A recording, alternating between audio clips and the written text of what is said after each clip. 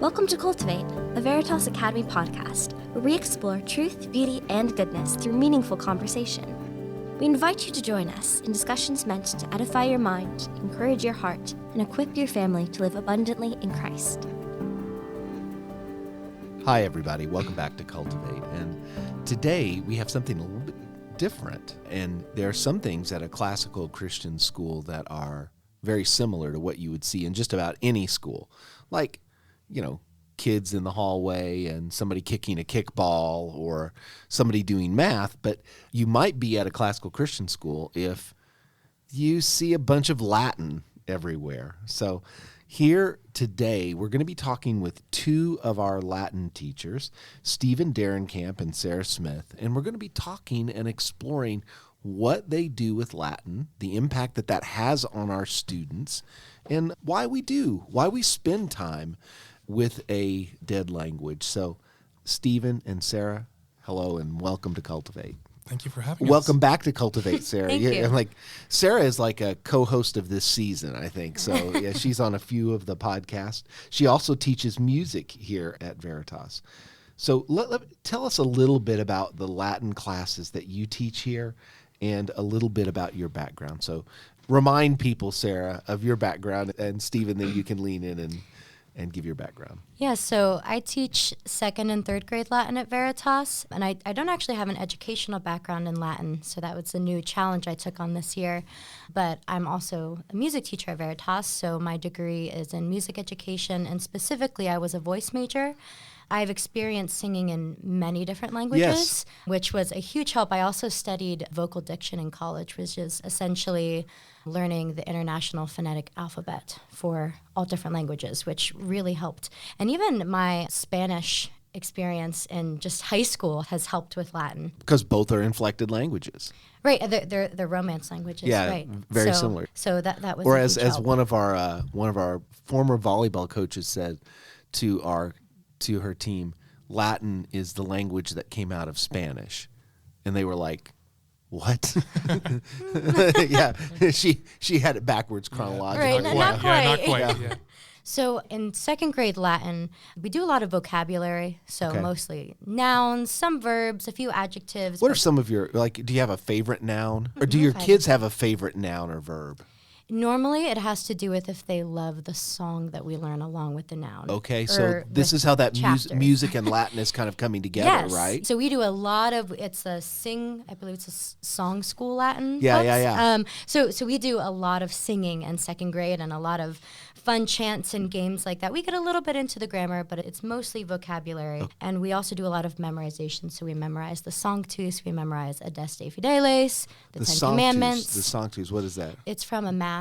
Yeah, no, well, Yes. yeah. Actually, it's not just in a mass because I go to some Presbyterian churches that have the Sanctus in it. So they're actually learning part of worship liturgies. Yes. down through the ages. So that's got to be interesting. It always makes me wonder what kind of blessing that will have in their future life. Yeah, because we talk a little bit about what it means, but yeah, it's a fun experience for them. And then we do 10 Commandments and the Lord's Prayer in Latin. And then in third grade, we get a lot more into the grammar and unpacking a lot of the chants that they've been doing in memory period. And we do a little bit of translation as well. Yeah, and our kids, like in a classical Christian school, are doing a lot of memorizing in these young grades, and we have that memory work leads to a lot of funny stories down through the years. So we actually had a student once who was in a second grade Sunday school class, and the teacher asked the kids, "What are the 10 Commandments?" And nobody was really volunteering too much information, and then she raised her hand and stood up and recited the 10 Commandments in Latin. Only at a classical school, right? Yeah, you might be near a classical school if that happens. So, Stephen, tell us about your background. Yeah, so again, I'm Mr. Darrenkamp. My students call me Magister or Magister Darrenkamp. Magister is just Latin for teacher man. So Teacher man. Well, teacher, yeah. Yeah, school teacher. This is my second year here teaching at Veritas Academy, and I'm loving every second of it. Yeah, so I teach Latin 1, 2, 3, and 4. So that would be grades 9, 10, 11, and 12. So the upper school, the high school. And I also help out with logic as well. I teach logic 1 and 2 to 7th and 8th grade.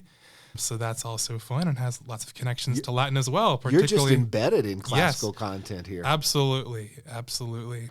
So Latin even affects the logic that I teach because towards the end of the year, we discuss the fallacies, the informal fallacies, and many of them, their names are in Latin, like the ad populum fallacy, for instance. Yeah, that's when a bunch of students say, we've all voted and this is right. Yeah. And I say like, it doesn't matter. It's just ad populum. Exactly. Or the post hoc ergo propter hoc, right? After this, therefore, because of this. Faulty causality fallacy. Yeah, like if I jump up in the air and then I land, and then just so happens that an earthquake occurs. Now, did I cause the earthquake? Okay. Or something else going on there. But in politics, this is what I noticed. In America, you're always near an election season. We've just gone through an election season here in Pennsylvania. And if I had a hammer and went out to hit, every argument sounded like a post hoc, propter hoc argument for a while.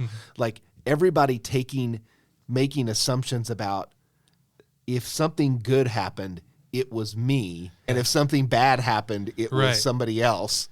And it was just kind of fun to just think, how many post hocs can I find today? Exactly. Like the good economy was because of our candidate that was in beforehand. Right. Yeah. How does Latin... So Sarah talked a little bit about what happens in her classroom. How does that change as you're dealing with kind of middle school and high school students? Yeah, so I just have the high school students for Latin, actually. And obviously the grammar will be more complex. The translations will be more complex. We really focus on the primary sources. So we're kind of out of the textbook Latin that the editors kind of create themselves. It's still good Latin, but the more primary sources, what I call the more real Latin, tends to be a lot tougher. The grammar is a lot tougher, and the nuances are a lot tougher. We get a lot more complex idioms and whatnot that they got to look out for. So translating some Caesar and Virgil, maybe? Virgil, exactly, and Ovid, and Apuleius, so a mixture of prose and poetry authors from the classical times, and it gets very difficult. It's tough. The Vulgate by Jerome is a little bit easier. It's kind of like Koine Greek, a little bit easier than Aristotle and Plato, but it still presents a little bit of a challenge. I used to teach Greek here, and I did notice that kids who were really good at going to Sunday school and reading their Bible were better at translating the Greek New Testament because they would kind of remember. More familiar with it. Yeah, the English. For God so loved the world. I know this one. I know. His only son, exactly. Yep. So being an avid reader certainly helps with this. Yeah. So what are some of the benefits that you see for students who are learning Latin? There's quite a few. So one of the things is by learning to pay attention to the details of a new language for them, it actually helps them understand and appreciate details that are intuitive in their native language, and so they don't always notice them. Intuitive in their native language? What do you mean by that? Like you don't need to think about the idiosyncrasies of grammar. You're not thinking about subject, verb, direct object when you're speaking in English. It just comes like naturally. Matching the subject to the verb. Yeah. You just naturally say it. Versus in a new language, in Latin, they're thinking, okay, how do I make the subject, noun, and the verb match? Right. So by then appreciating those details that are native and intuitive in their language, then it helps them with their English grammar in turn, because we review a lot of concepts. And I would say maybe one of the biggest things is it helps them grow in their mastery and understanding of the English language as it naturally informs that vocabulary. About 50% of English words come from Latin, and so we spend a lot of time talking about derivatives and making connections. And I tell them all the time, when you're learning something new, if you can connect it to something you already know, it's going to help that connection. You're going to become a better learner. And so that's a really good practice. And it's also, Latin is the base of all Romance languages. So then later on in secondary school, if they take Italian or Spanish, they already have a really strong foundation for those languages then. Yeah, that's true. Yeah, there's certainly a range of benefits. I think some rank higher than others, but I think a big one that tends to get skipped out on is just the ability to think in a new way, because Latin and English are so different. Latin, of course, being an inflected language, whereas English focuses more on word order. You really need to tear down those walls that you have built up with English and trying to think in a new way, because the word order is so much more different in Latin. The usual word order is subject, direct object, verb, whereas in English, it's subject, verb, then direct object. Yeah. So that can be really tricky, especially for the younger kids who are just learning Latin. It's tough for them to kind of get over that hump and tear down that like English word order wall into this new realm of inflected languages where the ending or the suffix of the word gives you the function in the sentence. Yeah. So I'm a novice, which I think that is a Latin word too, From right? novus, meaning yeah, new. Yeah. Third grade, just learned that word today. Okay, well, there you go. But I'm a Latin novice, but I got to the point where it hit me that because the normal order is putting the verb last, a lot of times a Latin sentence is holding you in a little bit more surprise at the end. Like there's exactly. You're not really quite sure what's coming. That's because the verb is the most important word in the sentence. And ancient Greek does the same thing. So storytellers like to keep that verb last, to keep you in suspense or on the edge of your seat, to keep you waiting for like what the action is, like the engine of that sentence. So yeah, it really holds you in suspense if you're speaking in Latin or ancient Greek. Yeah. It's a big difference between hiking and being thrown off a cliff or something like that. So like that would be passive, but that verb, the tension in the sentence just carries on until you get the resolution in the verb. So it's a powerful rhetorical and literary device to do that. Mm-hmm. So how does knowing Latin help your students with history, Stephen? How does that help them understand history better? Well, particularly Western history. Latin is just steeped in Western culture and Western society as we know it. It's like impossible to get away from Latin.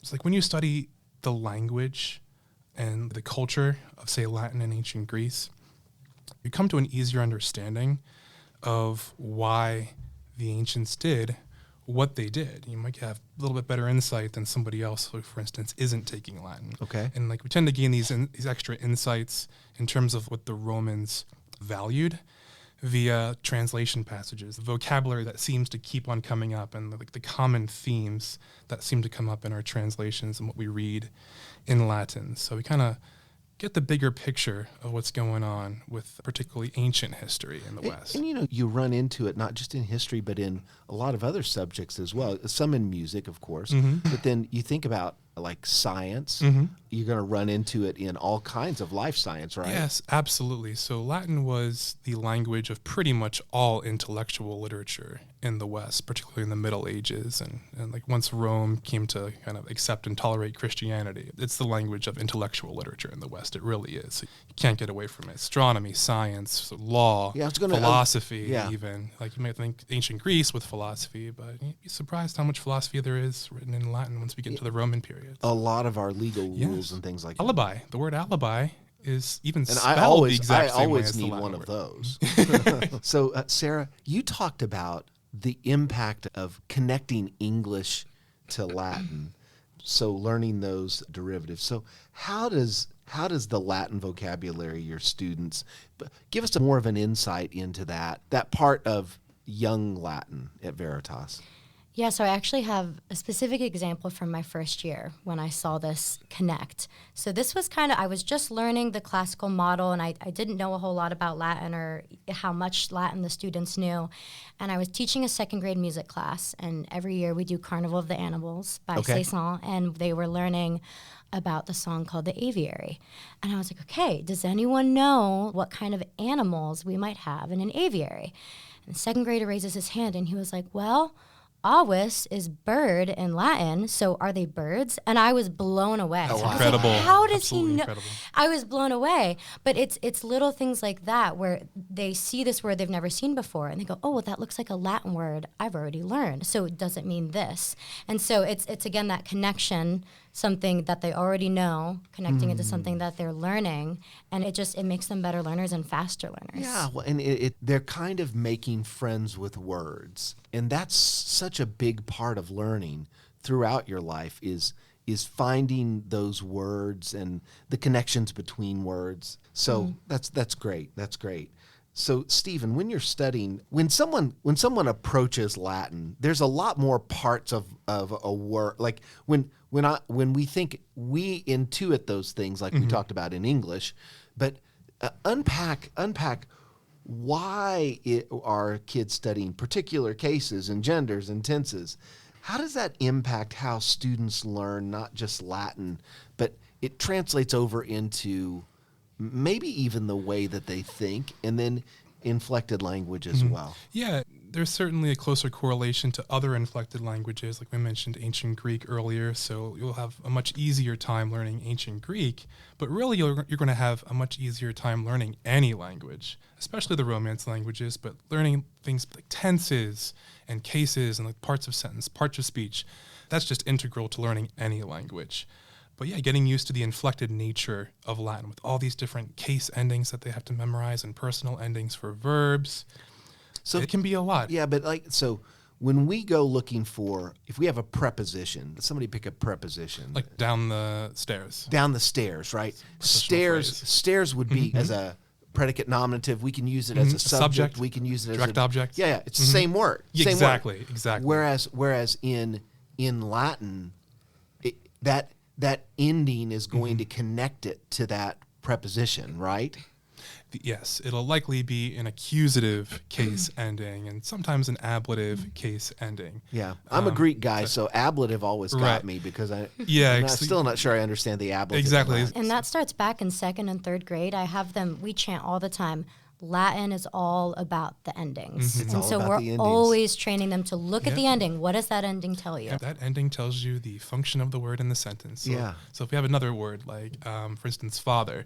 So if father is first in an English sentence, it'll likely be the subject. But if it's last in an English sentence, it'll likely be the direct object. Correct. For instance, but in Latin and Greek, you can place father anywhere, but just give it the proper ending, and then it could be the subject, or it could be the direct object. Does that give poetry a lot more flexibility in Latin? Yes. Or is it flexibility, or does it tie so many things together? Yeah, poetry is a little bit tougher because the word order gets to be a little bit more funky because the Latin poet is trying to stick with the meter. So you might have a noun, but instead of its adjective that's modifying it, being like right next to it, it could be a line down beneath or a line up above. So you really need to pay attention and think analytically to kind of piece the puzzle together. Boy, that's got to be interesting to translate that into English. It's tough, yeah. Poetry is probably the toughest Latin that we translate here at school. I think prose is a little bit easier personally, but yeah, poetry can be tough there with that even wonkier word order than usual. Okay. Well, let's not try poetry right now, but is there a Latin sentence you could walk us through, like how we would translate it?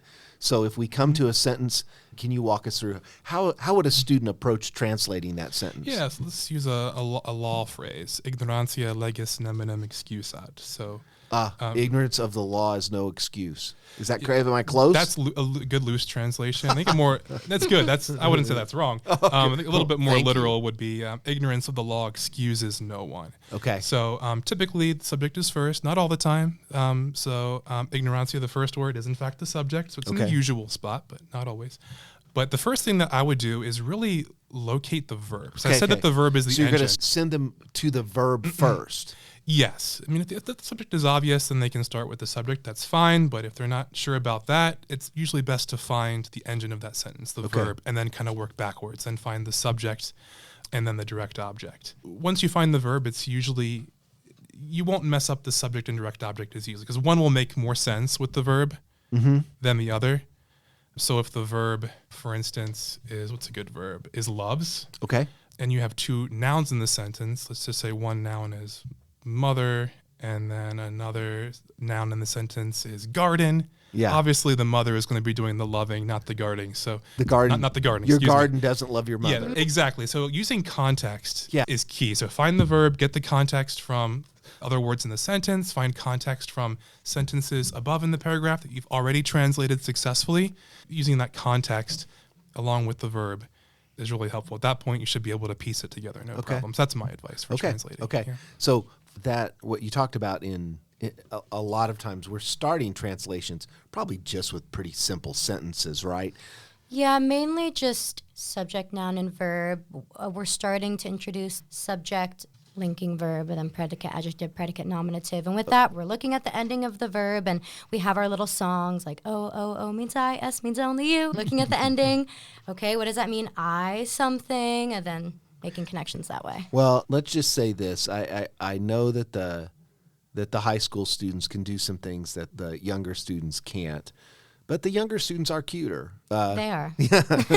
So what are some of your favorite things, activities? Because when I hear them singing those little songs, it's just delightful. Yes. They love doing the songs and the chants. So specifically with their noun and adjective endings in the first and second declension. For their feminine endings, we chant them in a really high-pitched voice. And they'll pretend to twirl their hair. And then for the masculine endings, they show their muscles and talk in a really low voice. And they love it. And then it makes the connection, okay, I'm talking like this because these are masculine endings. So we're not just trying to like beat gender into them. It's already there. It's already there. And they have so much fun with that. They do. Yeah. And it sometimes helps them. Too much fun? Sometimes, yeah. Sometimes we have to reel it back, but it helps introduce the context. It helps introduce the concept that in English, most of our nouns, if it's not talking about a boy or a girl, are neuter, versus in the Latin language, the word mensa, table, is feminine, but it doesn't mean it's a girl table, and that raises a lot of questions. Yeah. Some come a little bit more easily, though. Like, for instance, ship in Latin. Well, in English, we tend to refer to a ship as a she. And Yeah. guess what? In Latin, it's also a she. So some are helpful like that and easier to remember, but some are not so intuitive. Yeah. So what are some of your favorite activities in class, Mr. Darrenkamp? Well, me and my students, or my students and I, rather, excuse me. Oh, my we goodness. Tend to, we both, especially my Latin 3s and 4s, we really get into poetry then. And scanning poetry, scanning dactylic hexameter. So putting the correct long marks and short marks for the meter, for the verse. That's actually fun to do because it looks difficult at first, but once you get it, it's actually really easy and fun. And then something that we do as a department is we get together for cultural events. We actually have one coming up in Latin next week for Saturnalia. We're not celebrating it. It's a pagan feast day from ancient Rome, but it's the most important one. So we're kind of remembering Saturnalia and eating some food and informing the French class and Spanish students that we're inviting about that day or that week, really, in ancient Rome and why it was important and some of the fun things that they did in ancient Rome and what happened culturally, how certain things got flipped upside down. Thanks for keeping the paganism at bay here. That's right. Yeah, we're a Christian school, so it's just a fun learning experience about the fun cultural ones. And the next semester, we'll be doing a Founding of Rome celebration. So doing things like that and inviting the Spanish and French students in 7th period to come over to enjoy it with us and learn is another fun thing that we do. Yeah, I think I was drafted or volunteered into crepe making for the French class this last year. So don't envy you. Yeah. That's the one thing I can make. So why do you love teaching Latin here at Veritas? What are some of the things that you love about it? What's kind of unique about my experience as I go from singing and dancing and playing instruments and teaching music over to Latin, and it's been a really welcome change this year. With music, most of my curriculum is curriculum that I've written myself or pulled from a bunch of different sources, versus Latin, I have a set curriculum. Okay. It's very straightforward, but kind of like I've mentioned before, within that set curriculum, I have room to do creative things like I would do in music, where like creating fun review games or fun crafts and things like that. So it's fun to have something structured. It's a nice break, honestly, to have something structured, but also be able to incorporate a lot of creativity. And the kids also get so excited about it. Like almost every day, the second graders walk by me, they're like, "Do we have Latin today?" I'm like, "No, not today. You have it tomorrow." But it's exciting knowing that they enjoy learning it and that I've been able to make learning Latin fun for them, dead language, and they love it. Well, and see, that's when I talk to prospective parents or friends of our school, I tell them, we're a school that gives a rigorous classical education, but we do it in a context that encourages the young people to put their faith and trust in Christ. But if we don't have this third thing that we do, which is having our classes and the way that we study and the way that we live be something full of joy, those other two things don't really work right. Because rigor without joy is just drudgery. And life without Christ is terrible. But life with Christ, not every day at Veritas is a happy day. right? There's sad things that happen at Veritas, but there's always an underlying reason for joy, and that comes out of Christ. So, Stephen, what do you especially love about teaching Latin here at Veritas? And you can't say everything. I won't, I promise. Well, I think just doing my part in continuing the classical tradition. It doesn't really get much more classical than Latin and logic class. Yeah. Just continuing that tradition. Latin is just a language that's steeped at the heart of Western culture and the Western canon. We get to read and learn about the greatest works of Western literature in their original form. Yeah. So we can really come to understand and notice like the nuances that, say, a book that's like an English translation of a work. You don't really get those nuances if you don't know Latin. Right, so you right. can really see what's going on with certain terms and words and idioms that are just very nuanced that we can pick up as Latin scholars, right? Yeah. So that's one. I also just love that it's a difficult language. Like, it's not easy. You love it like, because it's difficult? Yes. And my wife loves me for the same reason, I think. You might be familiar with this one ancient Greek expression, kalepa takala, right? Beautiful things are difficult. Yes. So I think that's so true. Then you get the bragging rights of saying, hey, I took Latin, upper levels of Latin, and I passed, and I know Latin. So I think there's some little bragging rights I think you've earned there. And then you get to hang out with Virgil whenever you want. Exactly. Veritas there are lots of things that we do that are different. Some of them are silly different, like the Pokenberry Falls race, or we have this Greek Olympics for third graders where they, in wheelbarrows, go around the hallway and throw candy at everyone, which I call the 10 minutes of chaos here at Veritas. And then afterward, the sugar upped. It's chaos. longer than 10 minutes. Yeah, it's longer than it's a whole afternoon. But sometimes people ask, why do you learn Latin in such a young age? And then why do you devote so much time to a dead language, they say? It seems to be alive here at Veritas. How would you answer that question? Why do Latin, or why keep doing Latin? Yeah, so I can see why it can be seen as a tough sell to have them continue. They've been working so hard since second grade, and then they get that break in 8th grade, and I think they worry about that I lose the content that I've learned. And so there's some understandable anxiety that goes with that. I completely understand. But I would say that doing Latin for so long, from second grade onward, is a good reason to keep on going. It's like you put all that time in, you put all that effort. Why not keep going? Yeah. So there's that as well. But I think the biggest reason why we do Latin in general is to be more knowledgeable and wiser. Like we said before, it's essential to the Romance languages that developed from Latin. So you can say, oh, Latin is not dead. It just kind of morphed into something else, this being the Romance languages. Yeah. And our kids go. That's one of the things that can't be seen in this particular podcast is our kids just race through the Romance languages. They can go so much faster because they've got that Latin built in underneath. And have you noticed that Latin makes a certain kind of person?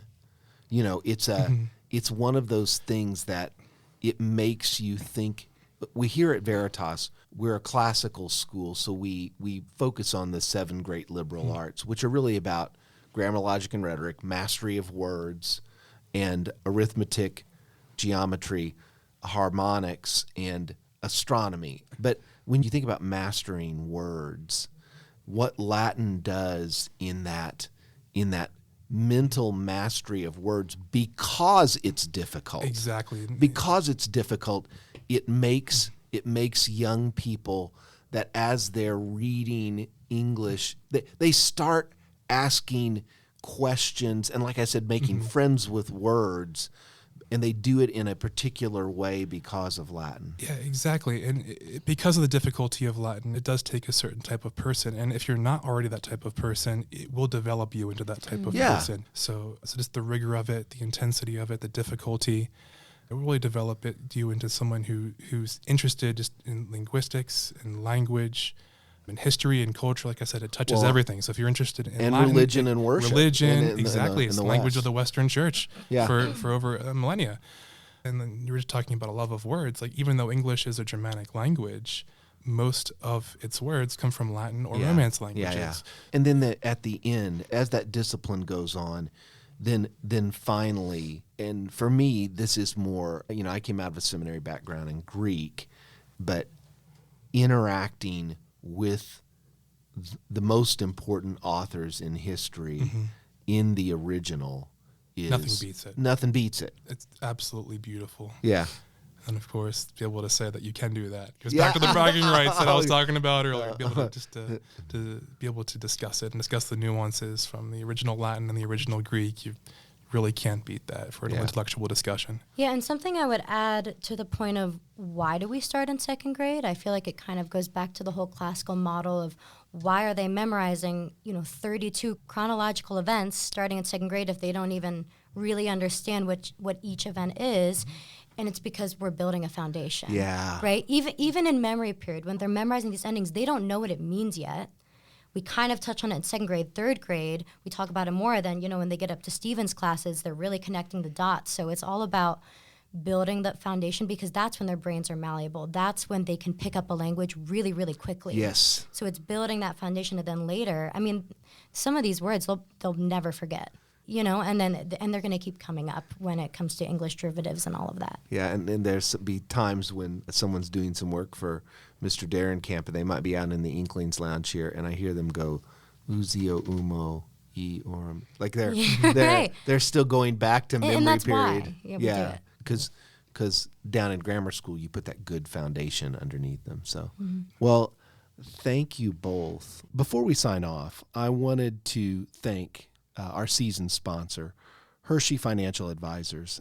They're a wealth management firm located at North Point Boulevard in Lancaster, PA, leading people to make better financial decisions and empowering them to fulfill a vision beyond themselves. So, Stephen and Sarah, it's teachers here at Veritas.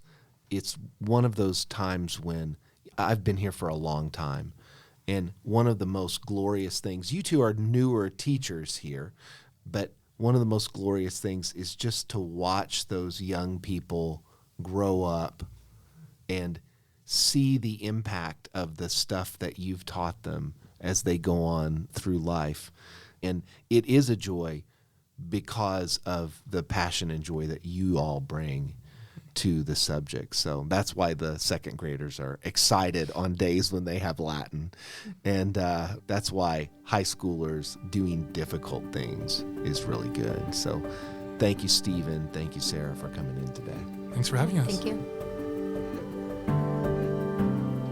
You've been listening to Cultivate, the podcast of Veritas Academy, a preschool through 12th grade classical Christian school in Lancaster County, Pennsylvania.